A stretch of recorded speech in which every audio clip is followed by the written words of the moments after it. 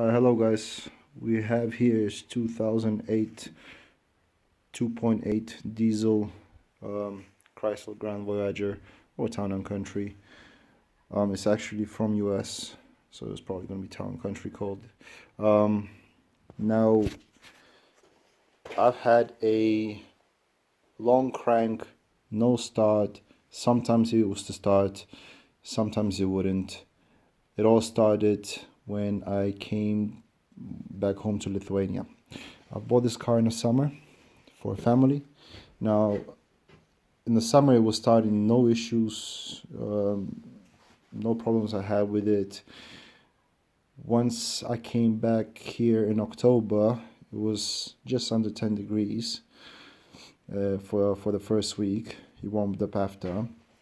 It dropped back down now. It was starting to have starting issues. Now it would crank very long, so I thought it was the battery. Now here I have an Optima battery. I want to go in a lot of detail what I can say because I'm not a mechanic. But so Optima batteries. Now I did charge it with a 12-volt battery charger. It did charge for me. It worked fine. It takes around 6 hours to charge it to 12 volts, so that it would start up my car. Now I know that you're supposed to have a, what is it? I think you're supposed to have a special AGM charger, but I didn't have that, and I wanted to find out what was an issue. So I thought it was a battery. I bought another battery which was a lot bigger, which is 35 centimeters. I managed to put it in here even though it has a casing for Optima battery, but it still fit in there after we have to make some adjustment to the casing. And it cranked fine, but it did not start. Now once it got to daytime, lunchtime, the sun came out, it got a bit warmer, it started with my Optima battery. So also, you see it's a bit chilly outside now.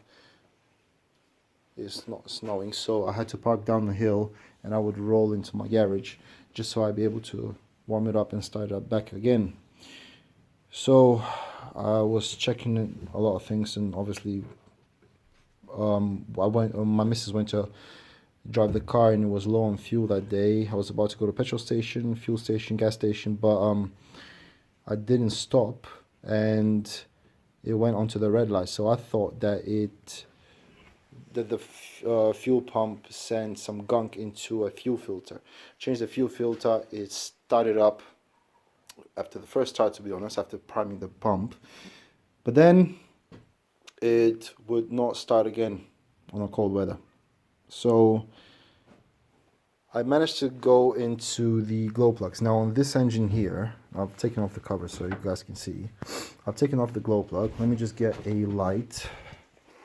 So I've got a light here. If that's going to help, I might need another additional flashlight. So the glow plugs are located just under this common rail fuel pressure pipe there, and the glow plugs are just right there. That's one, another one, third one, and a fourth one is just over there, okay, under this sensor there. So I've got to the glow plugs. I've tested them with a voltage meter. Now 3 of them was working and responding. One of them was working and responding. For some reason I decided to pull them out and test it against my car battery. Now I actually used a car battery's charger as well, so as I was not sure if this is, well, I was charging it sometimes and I wanted to use a car battery charger then. So all I had to do is, if I take one of these glow plugs I had, and this was one of the bad glow plugs.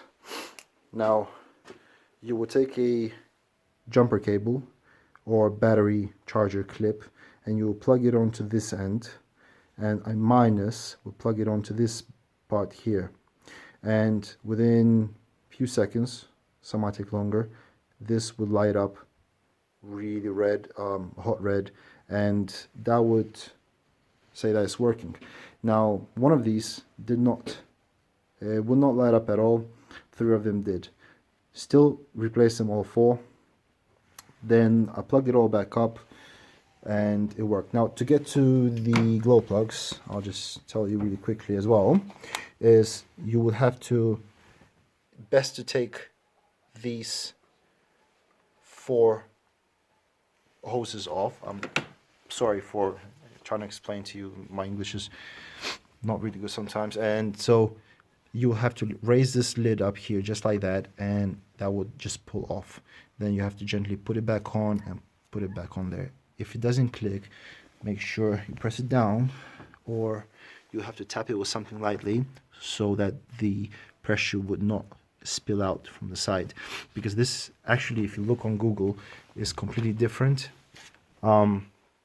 Normally the pressure would come out from the top and come back out into the fuel tank through this side, but here the fuel pressure comes into here, and that's a high pressure, and that's why I don't understand. It's rubber hoses, and then it will come back out into here, and it will travel out of the engine.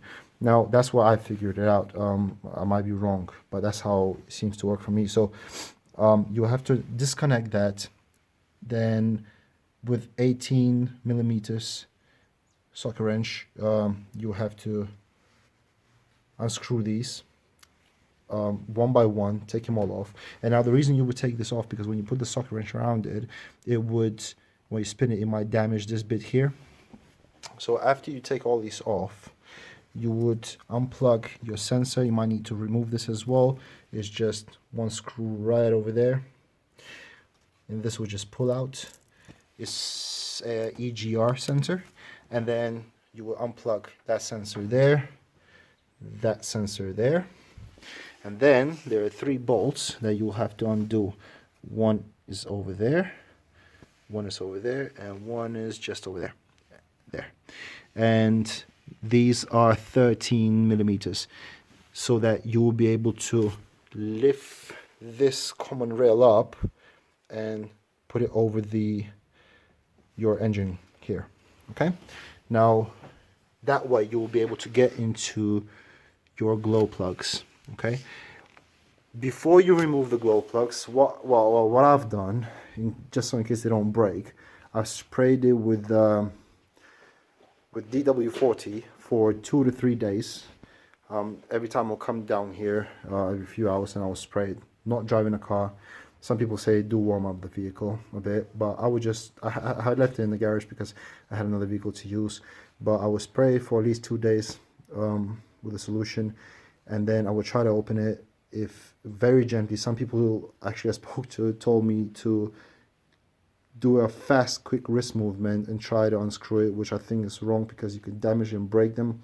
Now, I've used a very slow movement. I turn them, and if they don't move fully, but they move just a tiny bit, spray a bit more, leave it for an extra day, just so it soaks up.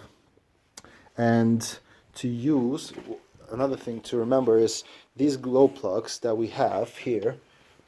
Now, when I ordered it, they gave me the wrong ones. They gave me a 10 millimeter head here. Now, my vehicle engine is 2.8, 120 kilowatts, but they have 2 different glow plugs. They have thin ones like that, and this is an 8 millimeter head, and they have a 10 millimeter head, which would not fit here. And they tried to give me that, so I had to return it, because when I came back I said that it's incorrect. I told them in the beginning, they laughed at me, they said no, they must be right.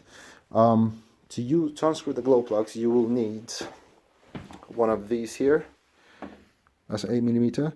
It has to be straight, or it has to be secure so that it doesn't jiggle too much and it won't damage the glow plug while unscrewing it. I had to get an extension as well for the last glow plug in the left, and a connection like that, so that I will be able to reach it, because you don't want to get to a glow plug and try to wiggle it around or try to get it from the side. It has to be a straight connection, and it has to be smooth. So I had to get a bit like this so that I'll be able to reach it. Now, once I put the glow plugs back in, the new ones, I've also bought this here anti-seize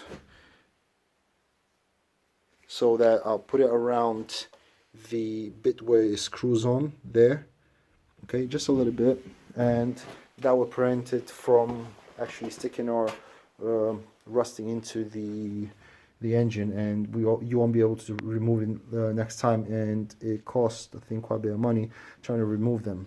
So I put the new glow plugs in, I connected it up, the engine started right up.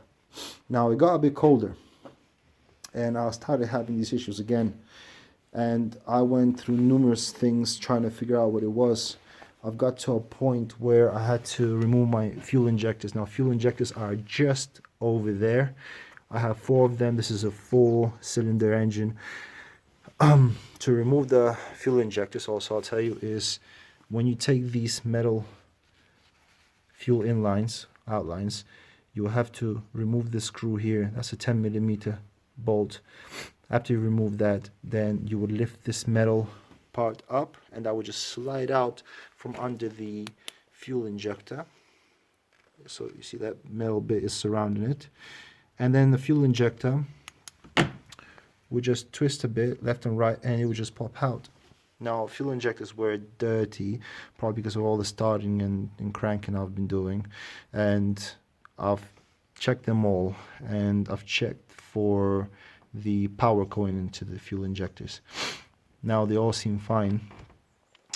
Put them back in. Still, I actually started the car the first time, but that's the thing. Every single time I would disconnect these housings, these fuel in lines, and I would put it back up. The car would start the first time, and then it would die.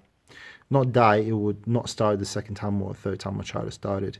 So I've gone back and checked the power cables, whether the pulse is coming into the fuel injectors, simply by plugging a light. Now you have to find out which one is your positive, which one is your ground cable. Now for me, it was the top cable, it was a positive, the bottom cable is a ground. Now I followed these cables through, and you see it's all taped up now, because some people say that this pipe here, which is metal and it goes back into rubber over there, it would melt these cables sometimes, and I can see that there was some kind of scraping and melting there previously, and I've seen it just over there that was melting cable, the rubber outside, or the tape outside. So I actually undid all the wires here, and I followed it into the PCM. This is your computer control module, or power control module, whatever it's called, and it was receiving power. The way you check that is I plugged I've got a light. I have a test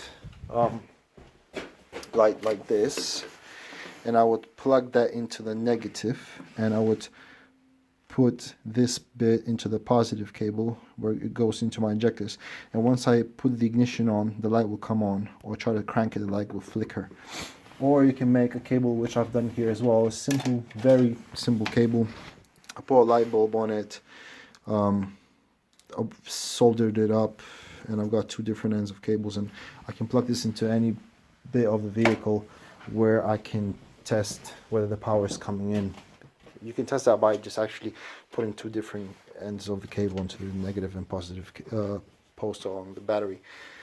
But this is how I check the fuel injectors. So I've put one end onto the negative, and I put one end onto the positive cable, just from that plug, so that if I undo that, you will have the hole there.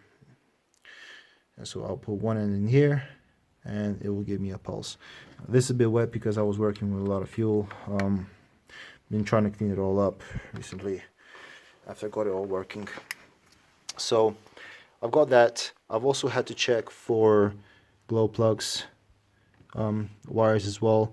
Now all 4 glow plugs wires come in a positive as well, so you would need if you do a test light or just a normal light bulb with 2 wires, positive will go onto the glow plug cable, and the negative will go onto the battery's negative port, and once you put the ignition on, you will see a light flicker. That's how I've kind of done it. I put a cable, I stuck the tape, I put a light bulb on over here, and I connected the cables in the hood, so that under the hood, so that I can, when I put the ignition on, I can see it.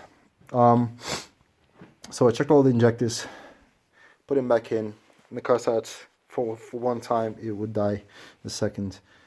So then I started going through different things. Now I'll also go through so you guys will know where locations are of these relays or fuses. The glow plug relays. Glow plug relays are located just here on the right side.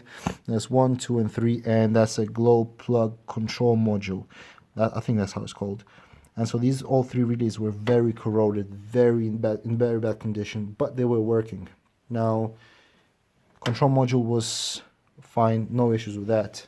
Also, if you look in the fuse box, fuse number M15, I think it is M15, correct? And this fuse here, second from the top, on the left side, that's a glow plug fuse. It never was blown actually, so it was also fine. Now, you can also do a test by not getting a vehicle. If you do an injector pulse test, simply by taking a relay out where the starter is. The starter relay is K3, I think, isn't it? K3 relay is starter solenoid. Yeah. So take the relay out, and I would check for port 87 and 30, and I will connect them together with one simple wire. So I would run a wire, just plug it into that hole and plug it into that hole gently, and that would start the vehicle. So while you plug the cables into your injector, checking the pulse, you can sit actually here as well and check by just putting these cables in, and the vehicle would try to jump start. Now, ignition must be on. That's what I've read. If you don't put the ignition on first, just onto the on position or on start position, you could put the vehicle into limp mode. So that's one trick of doing it. Another thing is I found that a fuel pump maybe not delivering the right pressure into the vehicle. Maybe that's why the vehicle is cranking and not starting. So there was a bypass cable advertised on internet that it works, because this is called a TIPM module, I think TIPM module, and there is a fuel pump relays and fuel pump fuses, but these fail, and apparently there was a recall on some vehicles that there's an integrated relay in this TIPM control box, and these fail sometimes, and when they do fail, there's a bypass. And now the bypass would be is you can buy these cables for $25, but you can simply make it your own by putting 2 fuses together and connecting into this here is a fuel pump fuse, and that fuel pump fuse is actually, just so I'll tell you which one is accurate, M25. It says fuel pump DSL lift pump, and there's another one which is that red one at the top, which number is M37. M37 is ABS ESP STIP LP SW fuel pump relay high control. So what they said is to connect this fuse and run it into this fuse, which is a power outlet in the back. Now my fuse was actually stuck in there. I moved it into the left side because this is a different version where if you left this fuse in there, it would always work. If you move it to the left, to 2 different pins here, it will only work when the ignition key is on. So you can you can shove a wire in there and run into this relay here, fuse, and check if it actually works for you. It did not work for me. They say for another vehicle starting in cold, you would run this wire from here into the M37, into that red 10 amp fuse there, and that would work if the vehicle's not starting in the cold and the integrated relay is burned out.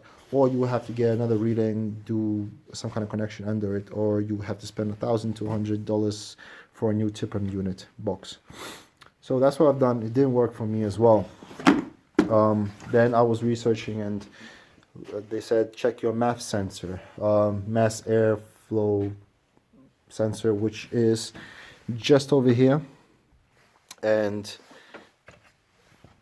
you could, they say unplug this cable and the car will probably start, or unplug, remove the negative port, unplug the cable, plug it back in, and then the computer would think that this is not here, so they would go into this air pressure thing, sensor or something like that, into here, and now the vehicle will start. Did not work for me either, did not trip the vehicle. Then I came to find that these hoses here coming from the engine, they were really loose, and this was really loose, and a bit of oil was spilling out on the side. Not much, just tiny bit. It was a bit wet in there, so I've tidied it up with these rings here, and I thought maybe the pressure, because when I was starting the engine, the oil light would come up sometimes, and it would go away if the vehicle would start, but it was coming up when I was trying to crank it. Now I've tightened it all up, still did not help. Still the vehicle wouldn't start in the cold, and it would just keep cranking and cranking and cranking, and it would just die, just drain my battery non-stop. So then people were saying, check the crankshaft sensor. That sensor is just over there. Well, I'm putting the light on that black cap there. Now I've changed the screw on that because the screw was so bad I had to work it out and change it because it was really hard to get it out. Somebody's tried to play with it and it was just all damaged. So I changed another screw, which is fine now. It's all tied down. I've cleaned up the sensor, but that sensor, when the flywheel apparently is turning, it would trigger and start the engine. The vehicle will not start without it. So I've cleaned that up, plugged it back in, still no luck. Now some people say check the fuel pressure. I do have a fuel pressure and the vehicle pressure here gauge, but I could not find anywhere to connect it here. I've tried to connect to different areas, but it was not a very good go. I'm not that good of a mechanic, like I said, so I didn't test the fuel pressure, but you can put it where the fuel filter is. Also, if people want to know where the fuel filter is, it's just under the vehicle, and it is just over there. Okay. And there's a sensor at the bottom. The sensor is a water sensor. And when you are changing the fuel filter, you can unscrew that sensor there and drain the oil out and the water out, and then you can remove the fuel filter. And then when you put a new one on, you don't need to fill it up with gas. Actually, you could just simply screw it back on, screw the sensor on, but not too tight so that the fuel would just be able to get out. So it will soak up the fuel filter inside. I will screw back the hole off when you're priming the fuel pump, and then do it another go. So when it's soaked up, close the sensor up, prime the pump up again so it pressurizes the vehicle, and the vehicle should start straight away. Now that sensor cables were damaged as well, so I had to weld them up and put hot glue on it so that it will not get wet. Then my next bit was the ECT sensor, the engine control temperature, I think, or engine coolant temperature sensor, ECT, which for me it was located, I can only see from under the vehicle, which actually is not from the alternator below. It's hard to see. You have to get under the vehicle. I will not be able to show you from here. And actually, I think I can see just there when I'm shining the light, that black cap there, the wire cap. And it's hard to get to that unless you would be able to go in front of the car maybe and remove a couple of hoses. But I'm not sure if that's it. I think that's the bit. I was looking at the internet and trying to find it everywhere. It was hard to find. So then I was thinking that maybe my vehicle, I checked also the air temperature sensor maybe, which is ambient temperature sensor. And it wasn't, but I thought it was giving me wrong readings while my car was in the garage in the cold. So I found where that was, and it's hard to find because you would think that it would be somewhere in the front grille, but that sensor, it was actually where the front grille is, on the last bit, you stuck your hand down there and you look around, and you'll be able to just kind of feel it, and it's loose, to be honest. And I've seen somebody else do that. It's really hard to find the location on the internet, but I played around with it and I managed to grab the wire. It's hard to get even now. And this sensor controls, well, it shows you what temperature it is on the dash, and that's a sensor. So I'm guessing it's supposed to be onto something clicked on, but just like somebody else found on the internet, it was just like in mine as well. So I managed to find that. I'll shove it back in there for now. But that controls your dash temperature. Oh no, it tells you the reading of the temperature. So it wasn't that either. Found that I went to look at my starter. The starter location is just right there. That's the solenoid on top. If I'm giving the wrong name, sorry guys. But again, I was learning as I was going myself. The actual starter is on the bottom below that. But as there were cables going in, you see that big red and greenish bluish cable? So that's one positive cable, and then another cable goes into the actual starter, which is just over there. So I'm pointing to that there, and that's a solenoid. And so people are saying the solenoid or the starter could be faulty. Now there's another cable that goes into the starter, and that's a ignition switch, I'm thinking, yeah. And that was really dirty, so I cleaned all that up. And then while somebody was cranking the vehicle, I was feeling the ignition, that solenoid, and it was all spinning, it was working. So I figured out, oh, maybe it must be working. So I connected that back up after cleaning it, and that's fine. So I left that after it. Then I went to think what else could be wrong with it. It could be the vehicle's not getting enough pressure. It could be no oil. I mean, it could be the power module not sending information to the injectors. Maybe the glow plugs. Something's wrong with it. And I come to think to do another test. My test was to get a glow plug wire. Now, again, if I'm really stupid, you can say it, but I thought I'm gonna connect the glow plugs manually into a positive terminal. And I mean, some people have a built-in switch from the interior that they will warm the glow plugs by themselves. But because my relays were so bad, I thought maybe the relays, I had to clean the relays up. And so I'm just gonna go again quickly show you. So to test the relays, you have to take a multimeter, and let me just pull this one out here.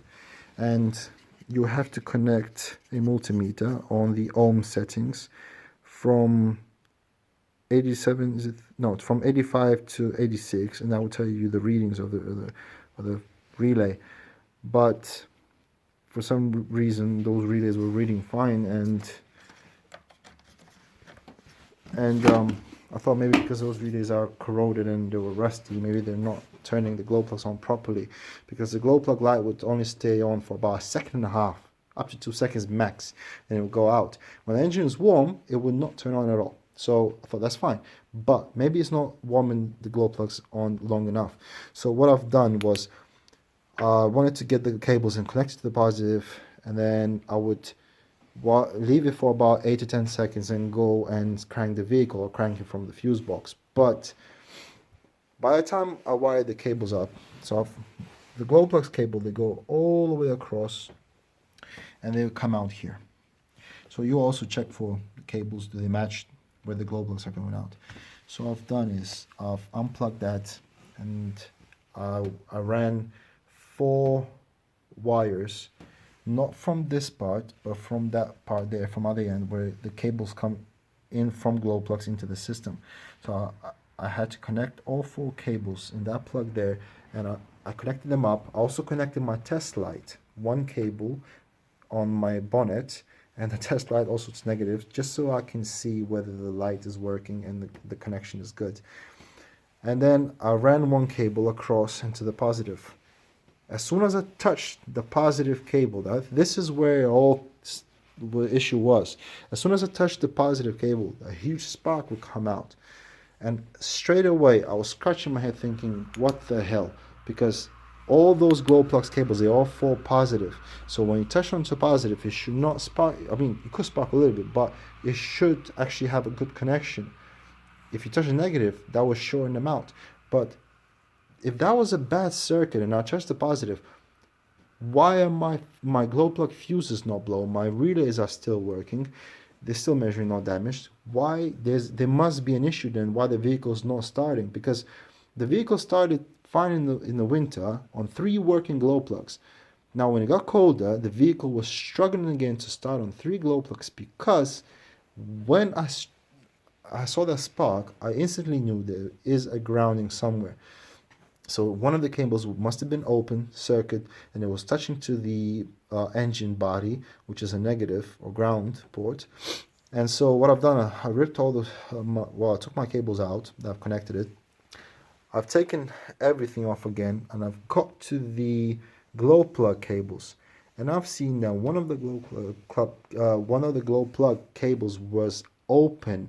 It was damaged previously, and it was touching the engine itself. And what happened there was that every single time that glow plug would, or the engine would trigger to warm up the glow plug, don't know why it wouldn't trip out. Maybe because the relay will stop it, but it was simply there was no power to one of the relays.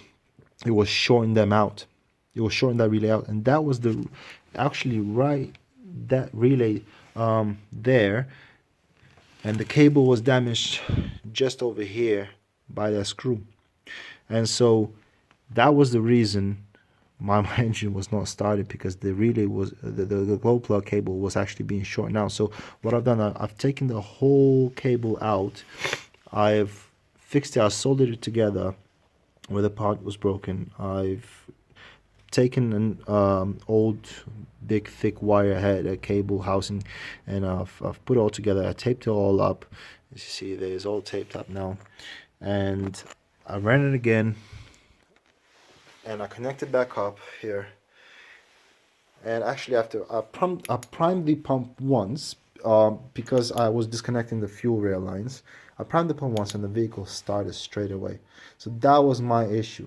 But it was not throwing any codes. It was not throwing any messages. Nothing else. A glow plug light on the dash would come on for a second or two again, and it would go out as normal. And it would not warm up my engine in a cold, because one of the glow plugs was out again. It was not out. It's not bad glow plug. I've tried it. I've tested it without removing it with a multimeter, but it would not warm up because it was shorting out. So after I fixed the cables, it all started back up. That was my issue, and it was a lot of work, a lot of go checking. I don't have a computer system to check, as some people might do. They might just plug it in. I only have a code reader.